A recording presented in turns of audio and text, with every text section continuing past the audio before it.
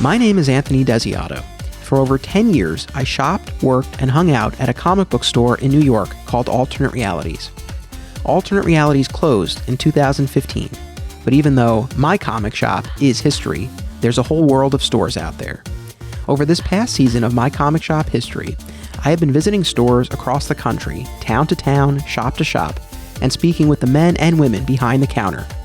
It's all been leading to a new documentary movie called My Comic Shop Country. The Kickstarter campaign launches in 1 week on Wednesday, September 20th. Thank you all for your continued support. I hope you will help to make My Comic Shop Country a reality. This episode takes us out to the West Coast. First up is Comic Asylum in Palm Desert, California, followed by Interstellar Comic Books and Collectibles in Palm Springs. Enjoy.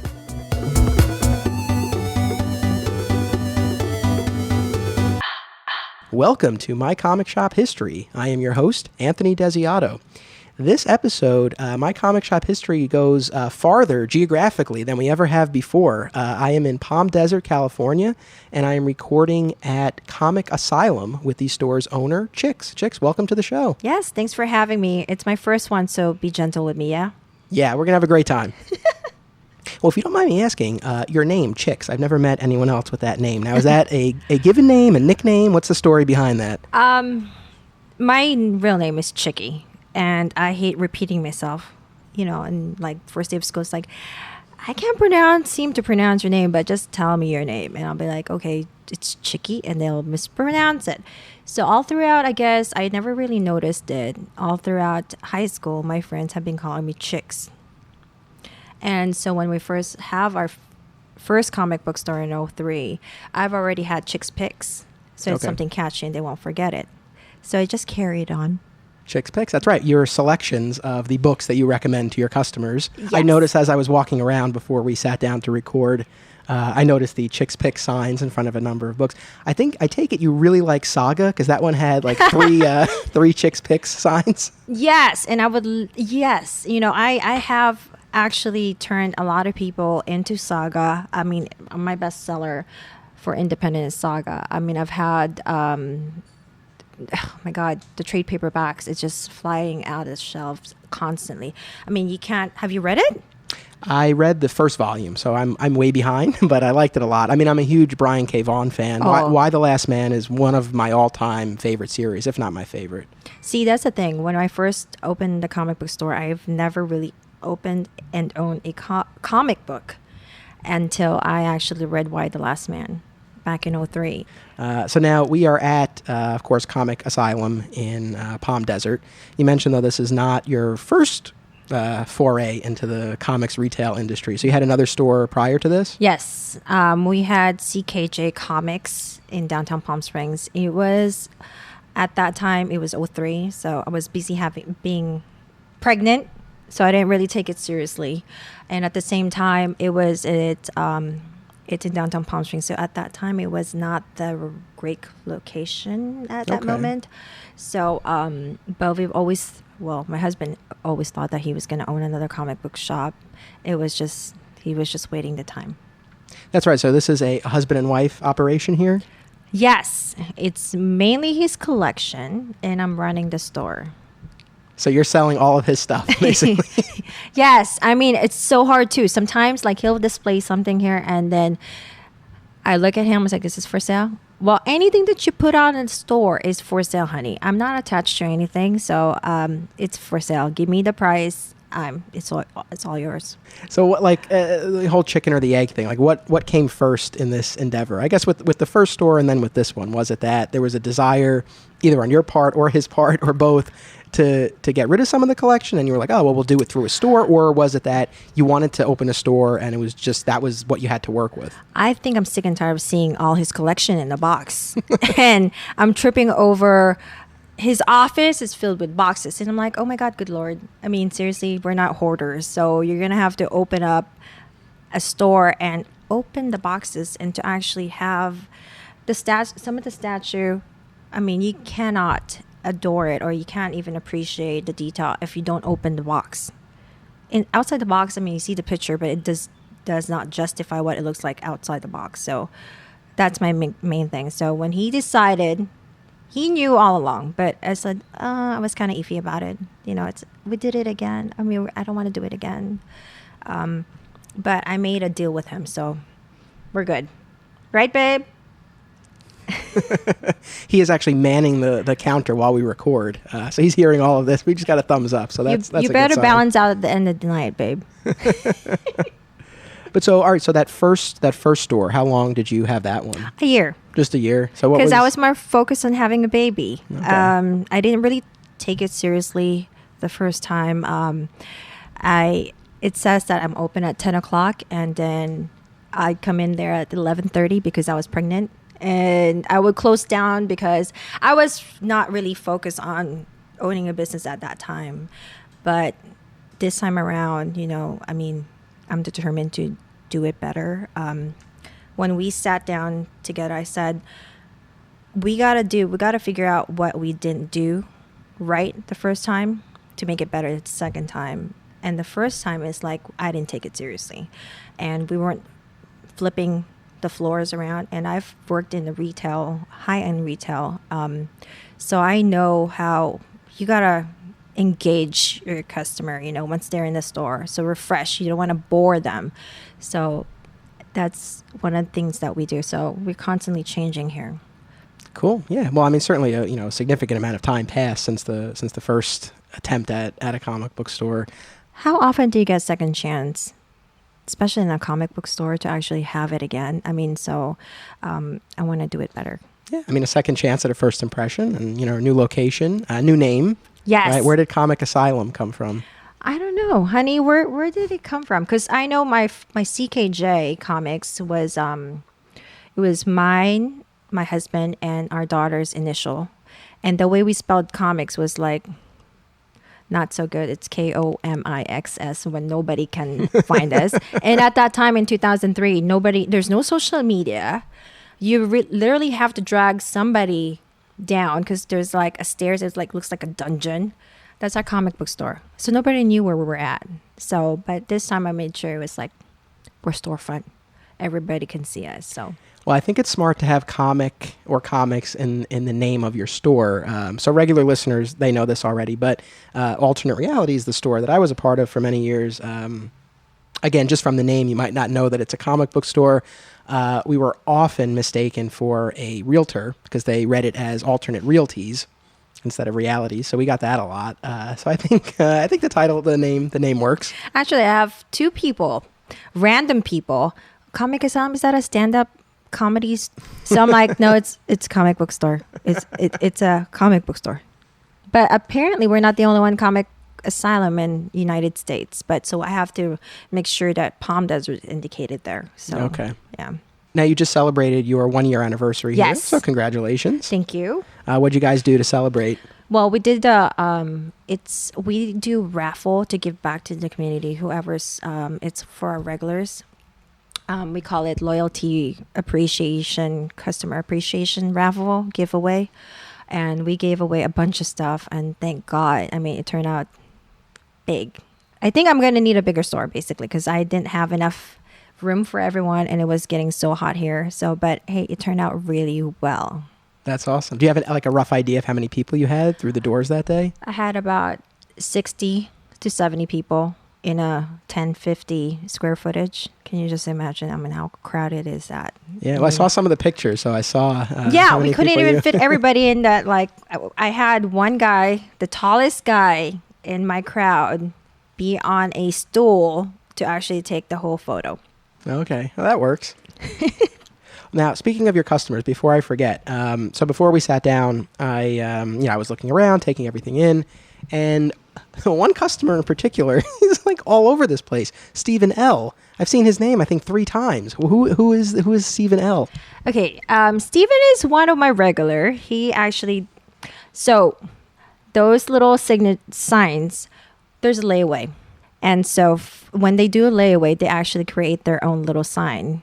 I urge them, to actually, that's your property. It helps too for people to actually see like, oh yeah, cool. That's a cool piece. And congratulations to Stephen L. It's a layaway thing. So it's the Steve's Corner. Yes. And Steve That's two different people. But, Oh, okay. Yeah, but they're like constantly, yes. So I encourage that. I encourage them to be creative. If they have a layaway, put a name on it. It's yours, and then it's an inspiration for people just like, oh, I could do that. So it's a selling point for me. Yeah, the layaway thing is very interesting. And I definitely, took note of that because I don't see that, I think, at a ton of stores. But it certainly makes sense, especially with the statues. So at Alternate Realities, statues were kind of a big thing there. I mean, we had 3 pretty substantial showcases just filled with statues. We had our DC showcase, our Marvel Bowen showcase, and then all the rest, which was a lot of the Star Wars statues. That took up a lot of it. And then we had a back room, which was mostly overstock statues. And then at a certain point, there was a warehouse unit as well that was comprised largely of overstock statues. Maybe that was not the best direction to go in because we had so much that we weren't selling. But that was definitely a big thing for us. I mean, we had, we ordered certainly for people who had requested particular pieces, but then we ordered for the store. I mean, we ordered for the showcase and for the back room. Right. And as I'm on my journey now to all of these different comic book stores, I am finding I'm not seeing a ton of statues at various places. And I mean, it kind of makes sense. They are very expensive. They are very expensive. So that's why we offer layaway, because not our demographics or for our clientele, it's not like they can cough up like $500, $600. So I make sure that it's so lenient for them that they can just like, hey, let me know if you can do this. If not, hey, it's okay. You have 3 months to pay. And there's no interest in there. I'm not taking anything from them. So, I mean, if they want it, they can have it. Right. And the item stays in the store with a sign on it. And which helps me because I don't have to buy another figure to replace the hole. Obviously, the area is different here, and I'm kind of curious about that. So this is my first time here. I mean, I've been to California before, but first time in Palm Desert here for a work conference. We've explored a little bit. Like, we've checked out a couple of restaurants around here, but haven't gotten to see, too much yet. But yeah, I mean, I was just kind of curious. And I know you're not the only comic book store. There's another one, at least one, that's very close to you, correct? Yes. He's very close. Desert Oasis. There's 3 comic books in the valley. And we talk amongst ourselves. We pick our brains out, hey, this works. And we watch out for each other. If somebody stole something, I call him and say, hey, watch out for this, vice versa. Oh, that's good. There's no animosity amongst us. It's a small valley. This is Coachella Valley? Coachella Valley. And our main goal is to actually keep the culture alive in the desert. There's new generations now, newer, younger people, and to want to crave for something for their generation, this culture. But that's my main goal. That's all 3 of us are main goal. Keep Comic-Con Palm Springs coming here. Be known more than Coachella. Come on. Yeah, you got a thriving comic book scene here. Yes. Well, next time you talk to Sid at Desert Oasis, tell him he had an opportunity to be on my comic shop history. He never got back to me. I will. I'll give him crap. Don't worry. I will. So, no, I mean, that's great that you guys can have that relationship and that, that there's enough interest among fans to support, well, not just you two, but the other store as well. I think Coachella Valley is big enough for all 3 comic books. I mean, all 3 comic books, and you probably have gone to several of them. Each one of us has the way we lay out things, there's characters on each comic book store, I cater more for collectors, for females. It's much more open and brighter and cleaner, and it's easier for them to get into independent, and it helps that I read comic books. And then Sid is the walking, talking encyclopedia. Basically, he knows everything about comic books. He's like the old comic book store, Sure, okay. And then Interstellar is more of the newer. He is in downtown Palm Springs where it's touristy, so he carries more novelty. So each one of us has different clientele. I want to follow up on something. I mean, I don't want to frame the question as, oh, what's it like being a female, comics retailer? But I mean, kind of on that note, I mean, I get crap all the time. well, I want to touch on that. It's interesting because so for the stores that I've lined up, some that I've already been to and some that I will be going to, it's actually there are a few female retailers who I have either spoken to or will be talking to, which is awesome. But I think it's still fair to say this is still generally a male-dominated industry. So I mean, I'm curious what the experience has been like for you, and what are the reactions of people when they come in and see you behind the counter as opposed to traditional comic store guy. I know we gotta break down that stigma. Like, who actually sits in a comic book store? Is it just a man? No, it's not, but I get good and bad. Good more like because people are like, they give me that double look, like, what? She doesn't belong here, But once I start talking, it's like I have to make sure that I engage them. I do read comic books, not just because the way I look or the way I dress. I don't look like the comic book girl or comic book, what's the word? The stereotype? Yeah, the stereotype. So that's good. The bad thing is some people that is hardcore loyal on back in the day comic books, they will test you. Ah. They will test you. Like, do you remember what the key issue is? Such and such and that. When's the first appearance of Deadpool? Oh, da, da, da. I'm like, okay, I need to call Sid. Or I'll call my husband because he knows more than I am. Anything before my time, I don't really care. So your time, one of the questions that I normally ask my guests, the show is called My Comic Shop History. So I normally ask what your comic shop history is. Mm-hmm. And you said it was really Why the Last Man. That was your first. Yes, that was my first one. Your entry point. Yes. Okay. So I mean, relatively recent in the grand history of comic books. So this was not something you grew up with. No. My very first comic book that I actually picked up was my brother's comic book, which is a G.I. Joe back in the early 90s, back in the Philippines. So that was actually my first comic book that I actually stole from him. But I've never owned my own until I actually have my comic book store. I want to go back to, though, your experience as a female owner, but I think that's very interesting, the fact that, because I think most comic shop retailers, or at least the ones I've encountered, come from it as a fan first, and then they open a store.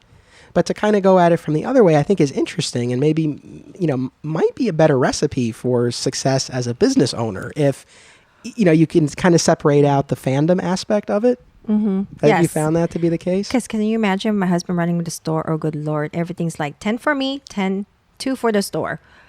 Yeah, no, that was, again, listeners have heard this, but that was definitely an issue at Alternate Realities where, the owner was a collector himself, and there were a number of things he refused to part with because he wanted it in his collection. He had a warehouse, like I said, the warehouse with the statues, and there were some statues in there that, he could have sold. We didn't have them in the store, but he wanted to hang on to them. So, that definitely can get a little dicey if, yes. If you are that fan or collector first. I think that's what's so good about me and my husband's kind of how he's the collector and I'm here to sell. I'm not attached to anything here. Everything, well, I would like everything to sell in my store. That's good for me.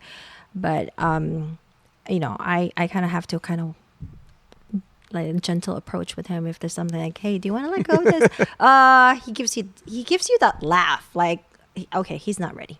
No, I'll keep you posted when he's ready. Back to not selling, but back to like, if somebody comes in here and just wants to get back into comic book, I try to kind of get them into an easier way to get in where it's not too much for them. I try to get them into independent more because it's more like you can relate to it. It's original characters, original story.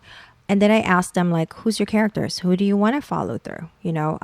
So that's how I kind of, it's the way you approach things, the way, if somebody comes in here, we always ask them like, how are you doing? It's all customer service and we care. Yeah, one of the ways that I've been preparing for my visits to each of these stores is by reading the reviews on Yelp and Facebook, trying to get as, unbiased, a view as I can. And for you guys in particular, I mean, that was the common driving theme, was the customer service, how friendly you guys are and how comfortable people feel here. And I mean, I got to observe you with a few customers while I was setting up the equipment, and I got to see that firsthand. You know, I spent a lot of time behind a counter. I like to think I was always friendly and as helpful as I could be. I think for the most part I was, but I mean, I know it can be trying sometimes. Like if it's the end of a long day or someone's asking a dumb question, or, you know, if you're just in a bad mood, I mean, it can be hard to kind of always be in that customer service mode. It's really draining. On my 1-year anniversary, I actually had my kids here, and I thanked them because when I come home, it's like, I don't want to talk anymore. You know, I basically, people come here, it's like, I feel like I have to entertain them, you know, to actually get to know them. I actually get to know my customers and talk to them. And it's a time warp here in my store because next thing you know, it's closing time. And, you know, we can talk all day about fictional characters every day, 24/7, seriously. But I come home and like, oh my God, I'm done. I'm tired. I like what I do. I like the fact that I actually, on Wednesday, just to be a part of their day, that they're looking forward to get that issue, and just, you know, their faces, like when I check out, it sounds very cliche, but that's just what I live for. It's like the reaction of people. No, it sounds cheesy. I'm sorry. No, not at all. No, that's terrific. Yeah, I mean, that's I've always found with a comic shop, I think more so than almost any other, you know, small business, it's just that shared passion that leads to these conversations that I don't know that you have, you know, in other places. So, no, I mean, that's a great thing that you've, you know, that's what you're able to cultivate and experience here. So that's terrific. So I guess going back to, though, your, maybe the other side of it, you know, your experiences as a female owner, you said sometimes you get tested. Yes. Aside from that, I mean, anything else that has stood out to you, or any particular, you know, interactions, anything like that? Nothing really. I mean, my customers actually have been very nice. I only had to reject one person or refuse service to one person, but everybody else is wonderful. I mean, they're respectful. Actually, I've told you yesterday about my rules, and I added one more rule. Oh, please. Well, can we recap the first three? So, a comic book store, you can talk about fictional characters all day long in my store. 3 things, original 3 things that I don't want to talk about is politics, sexual preference, and religion. The 4th one that I just recently added, I had to add it there, is any sexual reference only has to be in fictional character, not towards me. I think that's more than fair. Yeah. Because it's, you know, I mean, we got to separate the fictional to reality. So, and yeah, that's just my 4 general rule in my store. But we can talk about Batman, Wonder Woman, Spider-Man, and all different universe out there all day. Yeah, that's good. Do you find people generally, you know, respectful of the rules? Yes. It's only one guy that was just very testy. Okay. Yeah. Took it far beyond, crossed so many lines. So no, I was not comfortable. So I want to just touch on a couple things about the store itself. One thing that I was shocked is probably too strong, but really struck by, you bag and board all of the new issues. I do. Do you charge extra for that? No, I don't. The one thing too that I have said this before, we actually take pride because I'm married to a collector, and I have read comic books where I actually had to blow a page because I can't touch it. You know, I don't mean to cut, but so Stephanie and I, we got married in October. In her vows, quick recap, I got into comics with the death of Superman in the early 90s. So that holds a special place for me. And I have the original Death of Superman comic book in a box away. And at the end of her vows, she was like, I promise not to touch your Death of Superman. Which, I mean, her vows are beautiful. I love them. But that made it sound like I won't let her touch the comic book. She's more than welcome to, for the record. With gloves? No, with gloves, right? I'm really not. With mask. You know, I used to be a lot worse. I really, truly, like, really? I used to be, you know, very particular about that. And I've relaxed considerably. I've never denied her any comic book in my collection, for the record. I just had to wash my hands before I read. She says she had to wash her hands before. Yeah, I don't think that's unreasonable, though. So you don't want no pizza grease on your comic book, right? Yeah. So, last season on the podcast was all about collecting. So we talked about that a bit. And, again, I know people are very particular. And, I've been that collector at various points in my career. Mm-hmm. So, I appreciate that. But anyway, so the bags and boards. So back to bags and boards. So every Tuesday I have 3 people that actually helps me out to bag and board them. It takes all day. I'm not kidding you. I'm here until like 6:30. The shipment gets here probably 1. And so when we separate it, the pool, the floor, and then we bag and board each one of them. Now, I'm the one who unloaded. And so I make sure there's no creases. There's no page missing. There's no page miss. You go through each book? That must take a while. It takes a while. That's why it takes a whole day. Yeah. All day, 3 people.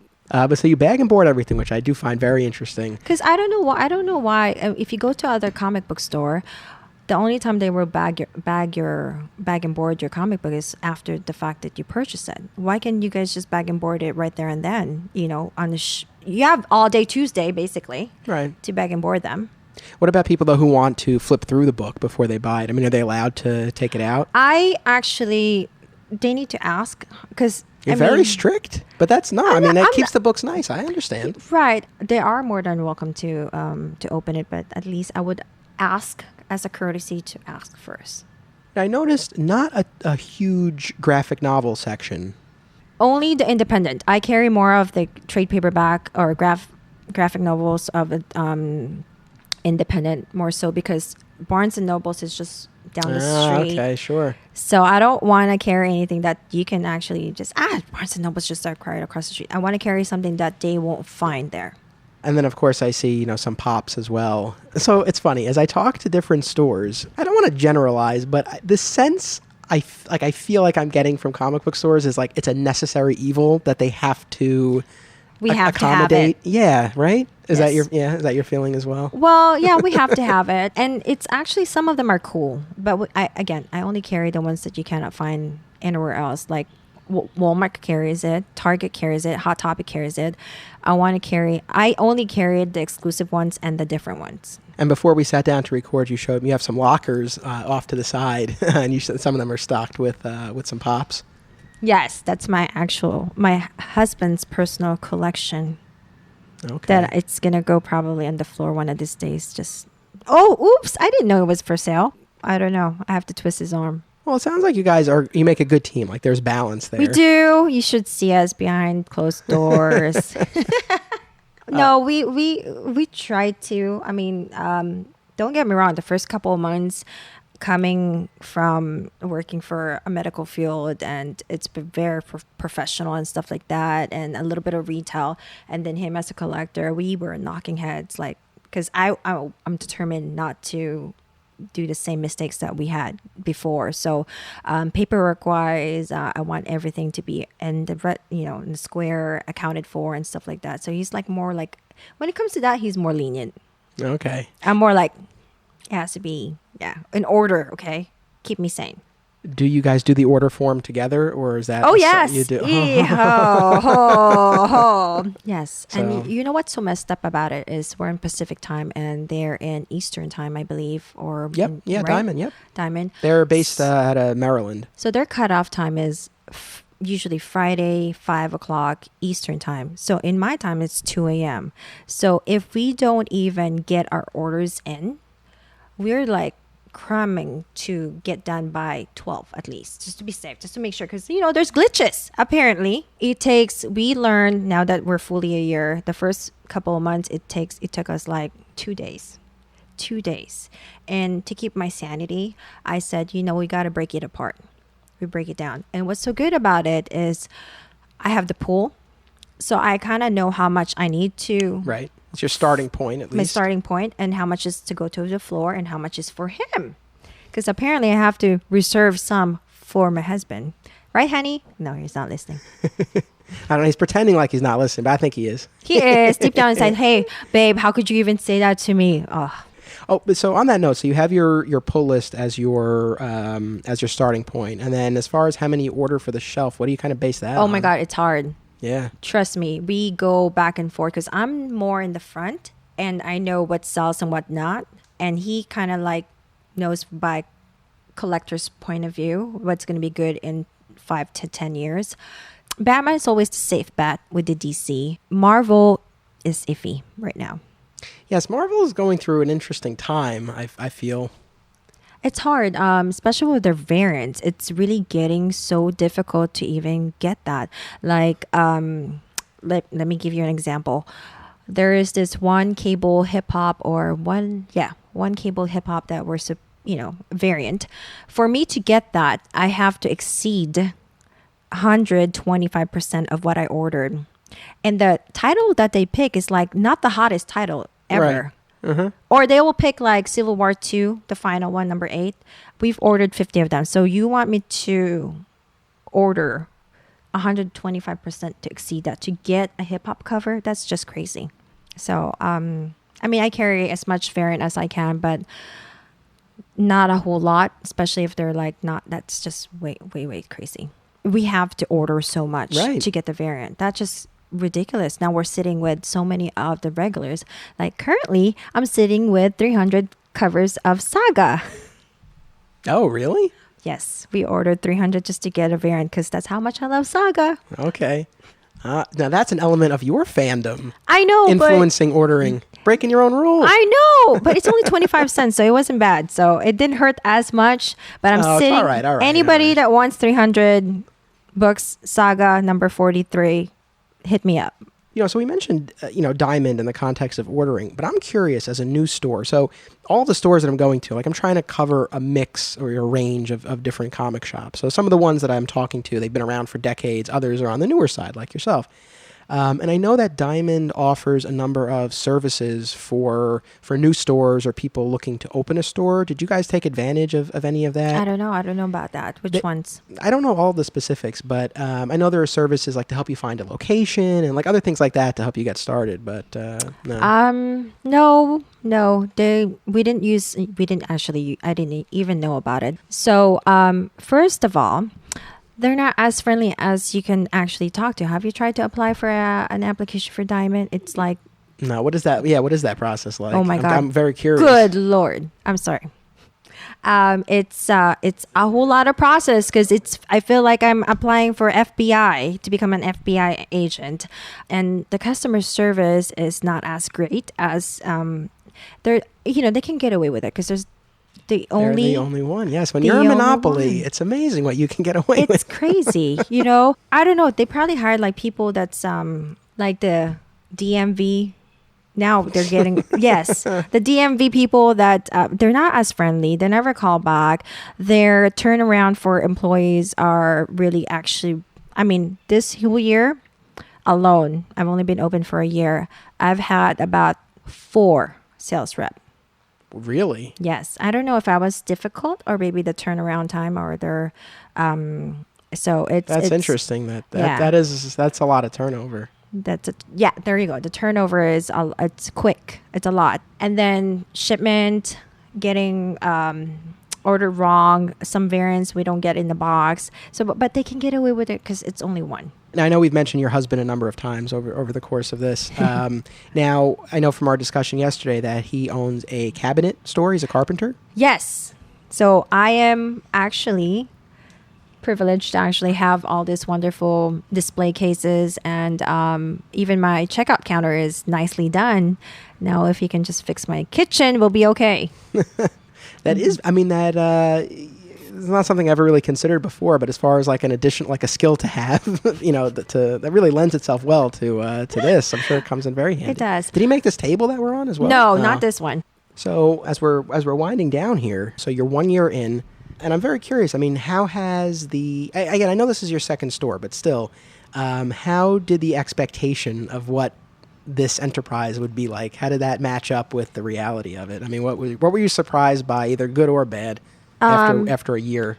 The good thing, actually, it's more of a good thing. More people are actually wanting to pick up comic book. I thought it was like when I got into this, I was kind of hesitant because of all the, you can read comic books online now, but people actually wants to actually have the hard copy, to have a paper cut and smell the comic book, to feel, to smell it. That's actually good. So Not so much of the bad stuff. It's more of the good stuff. I mean, with the movie coming out, it's helping. Yeah, do you find that brings people in? Yes. Interesting. Yes. Doctor Strange, just to let you guys know, nobody actually have picked up in my store until the movie actually came out. And movie came out, people are more eager to learn about where he came from, or like what's he about? Is he a superhero?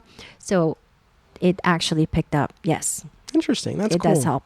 Well, all right then. Well, I thank you very much for being on the show. Thank you for having me. This is wow. I did okay. I think I did okay. No, you did more than okay. You did great. It was a pleasure speaking with you. Yes, thanks for having me, and I hope you guys come back in California. Hopefully in Comic Asylum, Palm Desert again. Yes.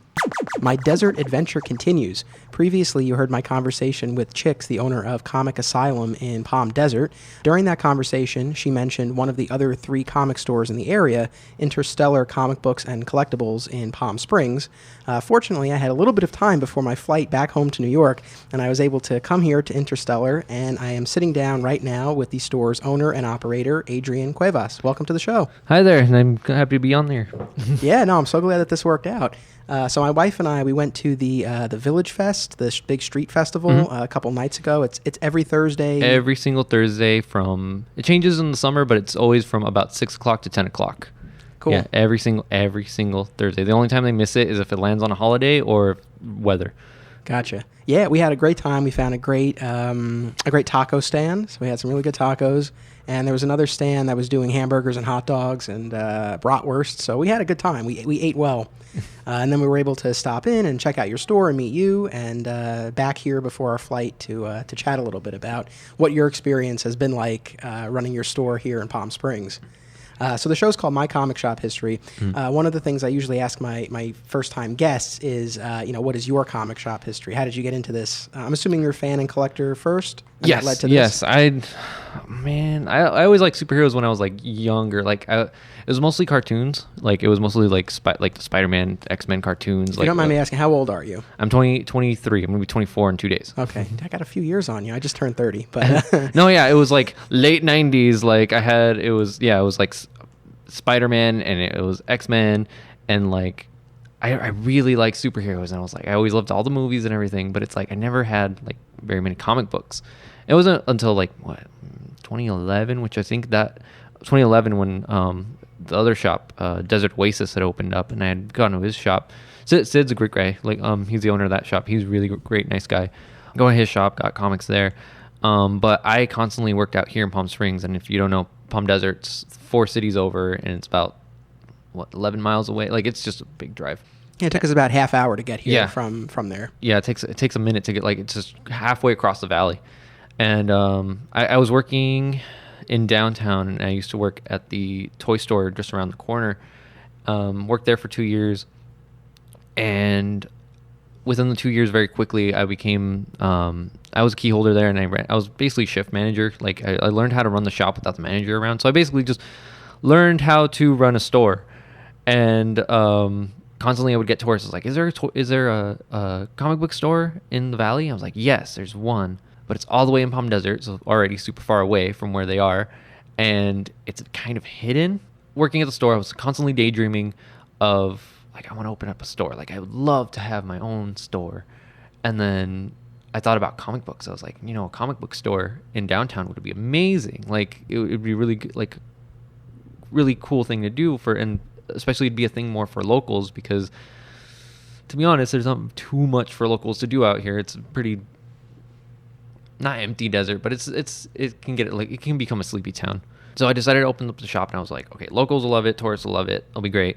And with the help of my family, I was like, just within was summer 2015, I kind of pitched the idea to my mom. So were you still in school at this point? Or? I was at College of the Desert. It was a community college here. I was like the 4th year, and it was also kind of just the factor of, like, I was going to this community college for like nearly 4 years, and I just felt like it wasn't getting anywhere. Like I wasn't doing anything. What were you studying? Just a mix of things. Actually, that last semester before I was leaving, it was business. Well, yeah. There you go. But I didn't finish. I didn't get a degree in it. I'm a college dropout, I guess. So you pitched the idea to your mom. Yeah, I pitched the idea to my reaction? mom. Mom's like, she asked me, she was like, how much do you think it would be? And I ballparked a number. And then I forgot, what did I ballpark? I ballpark like 20,000, like just starting 20,000 to get just to get the store like up just and to get running. furniture, like a few shipments, and just to open my door, like just to like lease open the door, just like a ballparked number. And then she's like, go and research everything, like find out, like find the numbers, write them all down, add it up, and let me know. And I came up with like 18,000. Okay. And how did you do your research? What were the resources that you used? I started calling realtors in around downtown to see like what the spaces would be. I started looking up how to get the credit card service, like the register credit card service, because we use like an iPad, like it's called Talek, and just register thing. So we had to use an iPad. We had to get the bank account set up, which bank accounts were actually a lot easier than I was expecting. Pretty much everything. And then and then it was all the permits and the license fees. I looked everything up. I realized it's not a hard process. It's just a time consuming process. And I paid all the fees and I did everything. And my parents helped me with about half. And by December 17th, 2015, we opened up. So just the week before Christmas, which was funny. I chose that date because it was a street fair night. And the funny thing is, what I didn't realize, it was the night before Star Wars The Force Awakens opened. Okay. So nobody came to street fair. So it was a dead night anyway. So I was like, oh, man. Yeah, so yeah, I opened up and it was like a dead street fair. Like everyone went to go see Star Wars. I was like, oh. That's a tough break. Are the rents here in like along the strip more expensive because of the street fair? Did you find that at all? No, what I found was Palm Canyon, which is a street further away from me. I'm further from that. I'm closer to Indian Canyon, but Palm Canyon is the main street of downtown. You'd probably see that's like when you see like postcards of downtown Palm Springs, It's Palm Canyon. Okay. It's way more expensive on the main strip, and then here on the side, we're like a side street. I'd say we're like the second busiest street, but it's not a very long street. Way cheaper, amazingly cheaper. It was just way more feasible to do so to this one with this unit. Like, and I don't know, it's a pro and con thing. It's like, would it be better to be on the main strip? Now, as you were embarking upon this process, you're going to open up your own store. At that time, you were still shopping at Desert Oasis, the store that Sid runs. I had kind of stopped for a while just because I was just focusing on getting everything ready for here. Okay. Well, Yeah. I guess at the point where, you had this idea that you were going to do it, did you talk to Sid at all? Did you seek his counsel? What was that process like? Or not like? A little bit. It was kind of funny because it was also the last time I ever went to his shop, and it was basically, I kind of just went in there. I said hi to him. We talked a little bit. And the only question I had asked him was like, what's the distributor? And he just told me Diamond. And I was like, okay. Like that's basically, I just had to find out like what's the distributor, and it was Diamond. Yes. Yeah. Everybody knows Diamond. Like I feel dumb now, but it's like it's Diamond Comics Distributors. Like I'm an idiot, but no, I remember asking. But yes, him. that is definitely information you would need to know. That's important. That's kind of important. But yeah, that's what I had to ask him. But yeah, I didn't really. So you just walked. You were like, I was like, "What's your distributor?" And he was like, "I use Diamond Comics." I was like, "All right." And then I bought like one book, and then I left. Like, yeah. I felt like such a jerk because I know he remembers that. But I see Sid every so often. He comes visits here every so often, not frequently. But no, actually, the funny thing is, you didn't meet. I don't know if you said you met Jovel, the owner of Chick's husband. Yeah, yes. Chick's husband.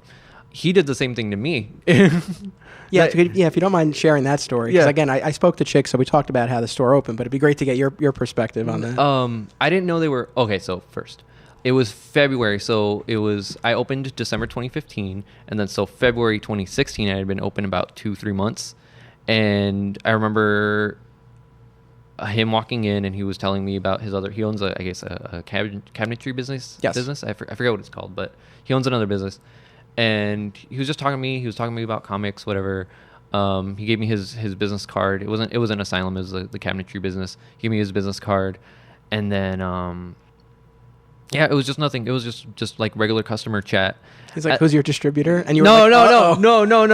He didn't even. He probably already knew that. No, he was just regular customer chat, like nothing about like comic book store, just regular chat, just like you would with any other person. And then it was a few weeks later, we saw something. My girlfriend and I saw something online. I think it was Facebook or something. We saw like Comic Asylum opening up in Palm Desert, and they posted a picture of the owners. And then my girlfriend's like, "Oh," because my girlfriend was there when Jovel came in. So I was like, "Oh, I remember him." I was like, "Who?" And I was like, he came to the store." I was like, "Who?" And she's like, "Yeah, the guy with the cabinetry business." I was like, "Oh."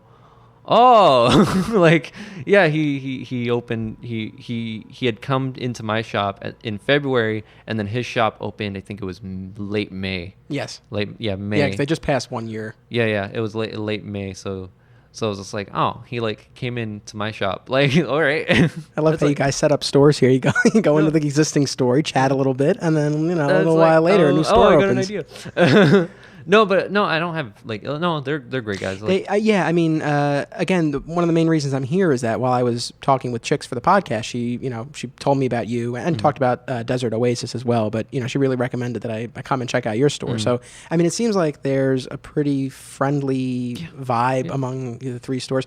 I didn't get a chance to speak to Sid at Desert Oasis. I'd be curious though. So he was the only game in town. Yeah. And then now there's 3 stores. I mean, I have to say, so far you've made this sound easy. You ask who the distributor is, you're up and running.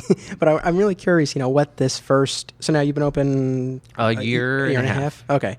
So in that year and a half, I mean, what are some of the things you've learned, growing pains that you experienced? I remember it being like sad, like not like depressing, but it's just like I opened my doors, but it's like I didn't do any advertising or anything, so it's kind of like, and I didn't really start like talking about it. I had been working on it for months, but I didn't even tell a lot of people, like my friends or anybody, about it until it was about to open. So it was a really slow burn when I first opened. Like now I have my regulars and more people are like, it's getting busier and busier all the time.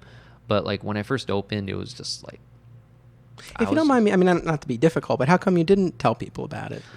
I don't know why. Like I was even like too afraid to tell my family for a while. Like I think it was Thanksgiving. Yeah, it was Thanksgiving. My family was at our house. We were having Thanksgiving dinner. And I was like, by the way, I'm opening up a store. And then everyone's like, what? I don't know. I guess I was too shy to like tell people I was doing it. Like, I mean, it's not a small thing. So it's, I know maybe it can be a little intimidating to, once you say it and it's real and it's, it can be a little difficult maybe. Yeah. And then here in Palm Springs, it's like, we have our tourist season. It starts from like October to about like October. That's when people start coming in until about April when Coachella Fest ends. And then it's considered like the summer is like dead slow season. So everyone was telling me, it's like, be careful in the summer because it's going to be really slow and not that busy. And every first of the month, every month, I was like, oh, this is the one. Like, this is going to be really slow. This is going to suck. But no, it stayed steady and like just increased. And then one thing I remember that really helped out was there was last year was two Palm Springs Comic Cons like first years. And so like those 2 months when those were going on, those were really busy. There was the Comic Con Palm Springs in August, and then there was the Palm Springs Comic Con in November. And the Palm Springs Comic Con in November, that one is at the Hard Rock Hotel, which is right here, right around the corner. Okay. And now I know you said you didn't really advertise or anything in the beginning. Have you done more of that now?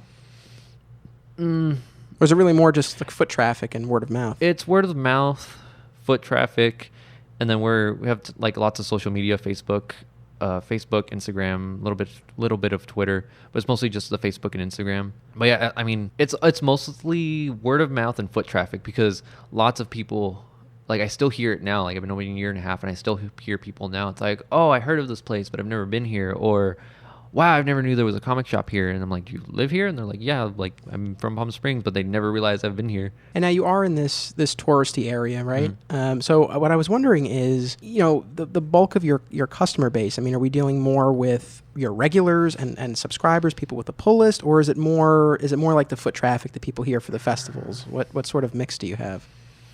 It's kind of funny because it's like it depends on the day of the week, because it's like Wednesdays are obviously new releases, so everybody's coming by to pick up their pull, and then some of them will wait until Thursday. They'll show up on Thursday for street fair. Friday, I get most of my Magic the Gathering, like Friday Night Magic Gathering guys. The weekends are usually tourists, like people just coming in for a town, and it's in town. Mondays can be hit or miss, and then Tuesdays it's delivery day. It's gonna be slow no matter what. Right. You certainly don't need to give me an exact number if you don't want, but I was just curious. I mean, how many reservists do you have? I don't know, about 50. 50? Okay, that's actually a pretty solid number. I mean, in the episode with Chicks, she said that they are around 70 or so. Mm. And as far as the store itself and the layout and everything, I mean, obviously you have your wall of new books, right? We have some back issue bins in the middle, some pops, which I imagine probably popular with the tourists. Yeah, they are. I remember when I first got them, I'm like, oh man, these aren't going to move. And then they're gone. And I'm like, all right, like these are fine. Are there other things that you've carried and then you found that they weren't selling, or things that you haven't carried but you're looking to get into? The second one, it was things I want to carry. Like, you'd probably seen it at Asylum. They have lots of sideshow collectible stuff. Yeah. And like that's what I want to do, but it's a very expensive thing to get into. Like it's just something that can sit around for a while. Well, I imagine it's been quite the learning experience as you've been doing this over the the past year and a half. So I know I only had you for a few minutes, and I see somebody waiting outside. Yeah. So I want to let you go. I guess just my last thing, just on the note of people, what has the relationship been like with the customers? When I was here the other night, everyone who came in, you gave them a very hearty greeting. Just what has that relationship been like? It's pretty good. Like, I always look forward to my Wednesdays because all my I chat with all my regulars, and like I've said, I'm the only one here, so they're the one I'm the one they see all the time. I have to say, I know we just met, but I'm a little worried that you're the sole operator, that you're the one person here all the time. I don't want you to get burnt out. I know what can happen. No. Yeah, people have told me that. They're like, you're here all the time, and yeah, my hours are 10 to 6 every day, except for Thursdays and Fridays are 10 to 10. So I'm here every day. Like, I've gotten used to it. I've even told myself, I'm like, if I'm not here, like, what am I going to be doing better? Like, it's like, I'd rather work on this. Like, I'm constantly working to make my shop better and better. Because I know some of my regulars that have been here since I opened will tell you, like, oh, the shop's way different than when I first opened. Because I didn't have much in here when I was first opened. Like, I had enough to just open the door, but I didn't have much in here. Yeah, I guess my last question, because I do want to let you go and conduct some business, but when you opened up, what did you open with? I mean, did you just order some stuff from Diamond? Did you have anything from your personal collection? Did you buy any collections? What did I have in here? Okay, so I have these shelvings that are fake walls. Like, they were like fake little partition walls. I had them moved all the way up to about middle of the room, so it was like half the size of what this room is now. Like, so it was a tiny looking store, and then I only had 2 racks, and it was just Marvel and DC. That was it. So it was like Marvel, DC racks. I had the counter where the register was, and then I think I had the TV that was playing music. That was it. Like, I think I had the window display was what did I have? I think I had a few pops, but there was hardly much in here at all. Me being my own worst critic, I'm like, there's still nothing in here. Like people come in, my regulars come in, and it's like, oh wow, you added this, you added this. I'm like, no. Like, I have a list of 1 million things I want to add in here, and I'm nowhere near done. Well, I wish you lots of luck as you move forward. Congrats on a year and a half. Yeah. And thank you so much for taking the time to do this. Yeah, no problem. Thank you for listening. Normally, you would have to wait 2 weeks until the next episode of My Comic Shop History. However, to celebrate the launch of the My Comic Shop Country Kickstarter campaign, there will be a bonus Kickstarter special episode of My Comic Shop History in 1 week on September 20th. The episode will feature Connecticut's Cave Comics as well as Long Island's Escape Pod Comics. Next week, we'll also see the release of a brand new episode of Flat Squirrel Tales featuring comic book writer Brandon Montclair. Tune into both next week.